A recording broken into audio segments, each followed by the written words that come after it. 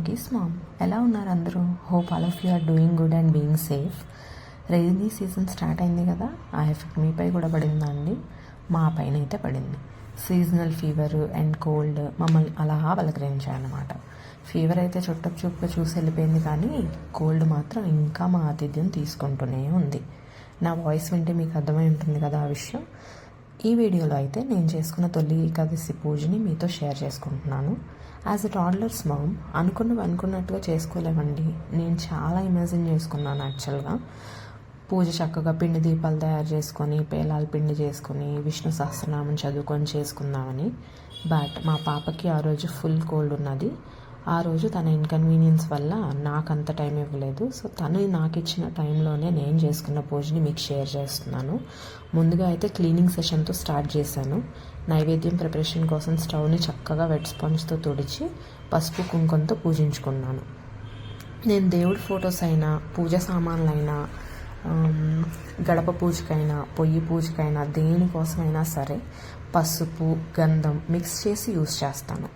So colour మంచిగా ఉంటుంది and dry అయ్యాక చక్కగా కనిపిస్తుంది అండ్ బాగా స్టిక్ అవుతుంది కూడా. కొన్నిసార్లు ఓన్లీ పసుపు పెట్టినా మంచిగా స్టిక్ అవ్వదు. సో దట్ నేను ఈ రెండు మిక్స్ చేసి యూస్ చేస్తాను అనమాట. అండ్ అందులో రోజ్ వాటర్ కూడా మిక్స్ చేస్తాను మంచి ఫ్రేగ్రెన్స్ కోసం. అండ్ నెక్స్ట్ నైవేద్య కోసం సగ్గుబియ్యం నానబెట్టి పెట్టుకున్నాను. అండ్ నేను ఇత్తడి గిన్నెలో ప్రిపేర్ చేస్తాను నైవేద్యం. ఇత్తడి గిన్నె కూడా చక్కగా పసుపు కుంకుమ బొట్లు పెట్టేసుకొని రెడీ పెట్టుకున్నాను. నెక్స్ట్ అయితే గడప పూజ చేయడానికి స్టార్ట్ చేసి చక్కగా పసుపు కుంకుమ అంతా అప్లై చేసేసుకొని అలంకరించేసుకున్నాను. పసుపు బొట్లు పెట్టుకొని కుంకుమ కూడా పెట్టేసుకున్నాను. ఆ తర్వాత నేను వాకిలి ముందు నాకు ఎంతో ఇష్టమైన పద్మ ముగ్గు వేసుకున్నాను అనమాట. దీన్ని అష్టదళ పద్మం అంటారనమాట. సో మనకి 8 రేకులు వస్తాయి ఈ ముగ్గులో. నాకు ఎంతో ఇష్టం అనమాట ఈ ముగ్గు. ఎప్పుడు ఫ్రైడే వచ్చినా సరే, ఏమైనా ఇలా ఫెస్టివల్స్ వచ్చినా సరే ఎక్కువ ఈ ముగ్గునే వేయడానికి ప్రిఫర్ చేస్తూ ఉంటాను నేను.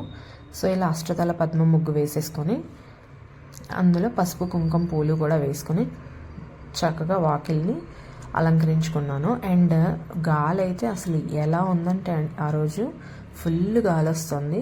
ముగ్గు వేస్తుంటే కూడా నిలవట్లేదు. అట్లా ఎలాగోలా మేనేజ్ చేసేసి వేసేసాను. అండ్ ఫుల్ క్లైమేట్ కూడా చాలా చల్లగా ఉంది ఆ రోజు. అసలు బయట ఒక 2 సెకండ్స్ కూడా ఉండలేని పొజిషన్.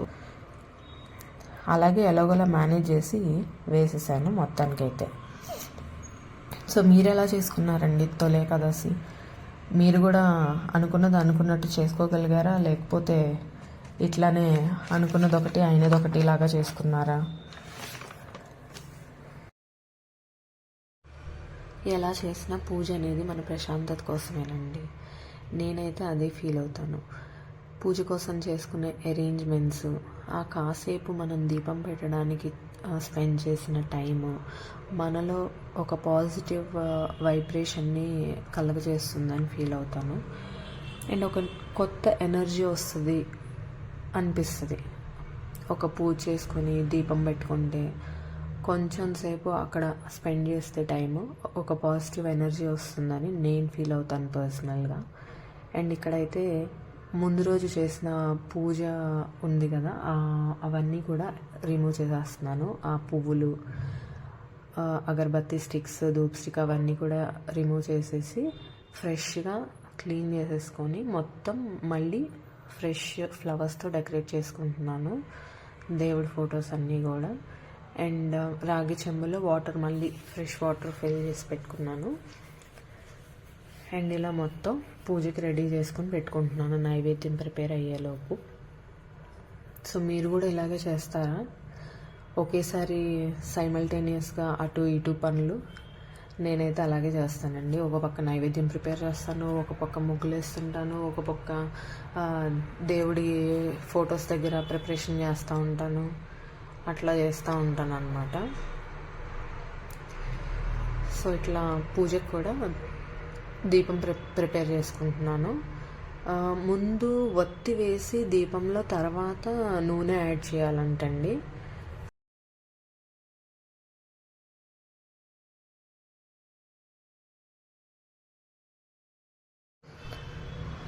ఇక్కడైతే సగ్గుబియ్యం ఉడికిపోయింది. సో నేను నెక్స్ట్ సేమియా యాడ్ చేస్తున్నాను. సేమియా ఆల్రెడీ రోస్టెడ్ సేమియానే కాబట్టి చాలా త్వరగా బాయిల్ అయిపోతుంది. సేమియా కూడా కొంచెం సాఫ్ట్ అయిన తర్వాత నేను ఇలాచీ పౌడర్ అండ్ షుగర్ యాడ్ చేసేస్తాను. యాక్చువల్గా ఎప్పుడు నేను బెల్లంతో చేసేదాన్ని, బట్ ఈరోజు షుగర్తో చేస్తున్నాను. అండ్ ఈ ఇలాచీ పౌడర్ అండ్ షుగర్ యాడ్ చేసిన తర్వాత నేను మిల్క్ యాడ్ చేస్తాను. ఎందుకంటే సాబుదానాతో చేస్తున్నాను కదా, సో చాలా త్వరగా అది థిక్గా అయిపోతుంది అనమాట కన్సిస్టెన్సీ. సో ఇట్లా ఫస్ట్ ముందు ఇవన్నీ సాఫ్ట్గా బాయిల్ అయిపోయిన తర్వాత పాలు యాడ్ చేసుకుంటే కనుక ఆ కన్సిస్టెన్సీ థిక్గా అవ్వకుండా ఉంటుంది. ఒకవేళ థిక్గా అయినా కూడా కొన్ని హాట్ మిల్క్ యాడ్ చేసుకొని కన్సిస్టెన్సీ అడ్జస్ట్ చేసుకోవచ్చు. సో నా పాయసం అయితే ఇలా రెడీ అయిపోయింది. అండ్ నేను డ్రై ఫ్రూట్స్ గీలో ఫ్రై చేసుకొని పక్కన పెట్టుకున్నాను, అవి కూడా యాడ్ చేసేసాను.